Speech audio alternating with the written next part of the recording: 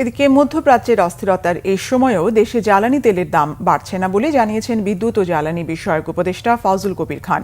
রাজধানীতে গ্যাস বিক্রি নিয়ে এক চুক্তির অনুষ্ঠান শেষে এই তথ্য জানান তিনি। উপদেষ্টা বলেন, অন্তর্বর্তী সরকার জ্বালানিতে ভর্তুকিও দেবে না আর দামও বাড়াবে না।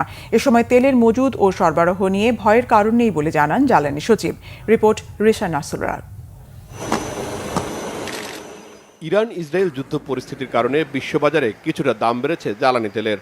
হরমুজ প্রণালী বন্ধ হলে সরবরাহ কমে যাবে এমন শঙ্কাও ছিল বিশ্বজুড়ে।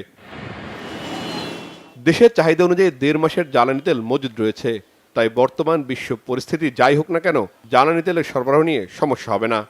জ্বালানি তেল আমদানির জন্য চুক্তিগুলো করা আছে, তারপরে আমাদের এই 6 মাসের জন্য চুক্তি করা আছে।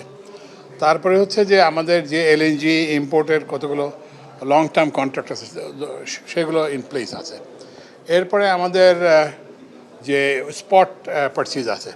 তো একটা আশার বিষয় হলো যে এই যে এলএনজি সাপ্লায়াররা, যদিও এলএনজির মেজর সোর্স হচ্ছে মিডল ইস্ট, কিন্তু এরা বিভিন্ন জায়গা থেকে সাপ্লাই করে, সিঙ্গাপুর থেকে সাপ্লাই করে, মালয়েশিয়া থেকে সাপ্লাই করে, জ্বালানি তেলও ইয়েতে।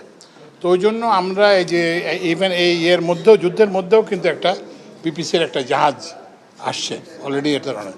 তো ওই জন্য যদি যুদ্ধ দীর্ঘস্থায়ী না হয় তাহলে আমরা মনে হয় যে এটা কোনো ইয়ে হবে না। আপাতত কিছুটা দাম বাড়ছে, সেটা আমাদের মেনে নিতে হবে। কিন্তু আমাদের ওই যে অন্য সব প্রিমিয়াম এগুলো আগে থেকে ফিক্স করা আছে এবং আমাদের সাপ্লায়াররা বলছে যে আমরা উইল অনার আওয়ার কন্ট্রাক্ট, আমরা যেখান থেকে পারি সেখান থেকে আমরা সাপ্লাই দেবো।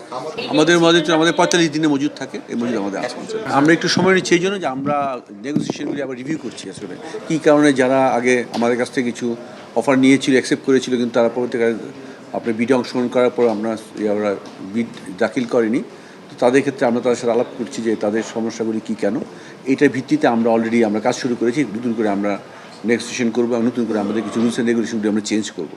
বিশ্ব বাজারের সাথে সমন্বয় করে দাম বাড়ানো হবে কিনা এমন প্রশ্নের জবাবে জ্বালানি উপদেষ্টা বলেন, দাম না বাড়িয়ে বিপিসির লভ্যাংশ কমানো হবে। জ্বালানি তেলের ব্যাপারে আমাদের একটা কুশন আছে, তো আমরা ওই কুশনের মধ্যে আমরা যেটা বেসিক্যালি যেটা হচ্ছে যে আমরা বিপিসির যে প্রফিট সেটা থেকে কিছুটা ইয়ে করবো আর কি, যদি ইয়ে হয়। কিন্তু আমরা সাবসিডিও বাড়াবো না এবং তেলের দামও ইনশাআল্লাহ বাড়াবো না আপাতত। এর আগে গ্যাস সরবরাহ করতে লাফার্জ হোলসিমের সাথে 10 বছর মেয়াদী চুক্তি করে জালালাবাদ গ্যাস কোম্পানি লিমিটেড।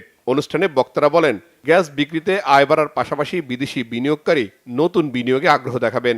চুক্তি অনুযায়ী প্রতি ঘনমিটার গ্যাস 40 টাকা দরে লাফার্জের কাছে 16 মিলিয়ন ঘনফুট গ্যাস বিক্রি করা হবে।